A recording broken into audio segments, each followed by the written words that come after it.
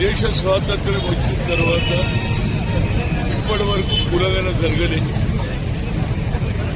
నేను OBC MPs convener గా 3 సార్లు కలిసిన నరేంద్ర మోడీని, అయ్యా మా బీసీ జనాభా ఎక్కున్నది, దానికి సెపరేట్ మినిస్ట్రీ ఇవ్వాలి, మా బాధలు ఎక్కున్నాయి చదువులలో కానీ ఉద్యోగాలలో కానీ చెప్పినా నరేంద్ర మోడీ ఎన్నడూ పట్టించుకోలేదు.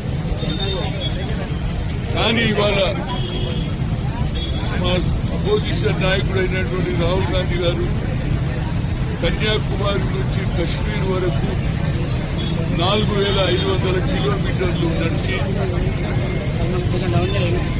రోడ్డు వెంబడి ఉన్నటువంటి ప్రజలు, అది రైతులు కావచ్చు, నిరుద్యోగులు కావచ్చు, అట్టడుగున్నటువంటి పేదరికం కావచ్చు, మోదు మట్టి నడిపిస్తున్నటువంటి వాళ్ళు కానీ, పొలాలలో పనిచేస్తున్నటువంటి కూలీలు కానీ అందరినీ కలిశాడు.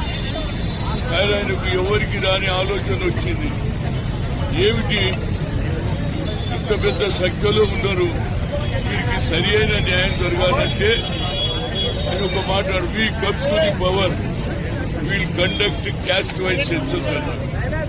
కులగన జరగాలన్నాడు.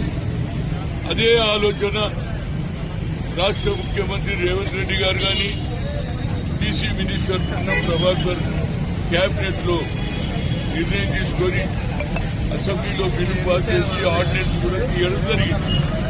దీనికి అపోజిషన్ వాళ్ళు ఎంతసేపటికి జరగదు, ఇది ఉండదు, అయ్యే పని కాదు, ఇంకోరు ఏమంటారంటే ఇది ముస్లింలకు రిజర్వేషన్ మేము ఒప్పుకోమంటున్నాం.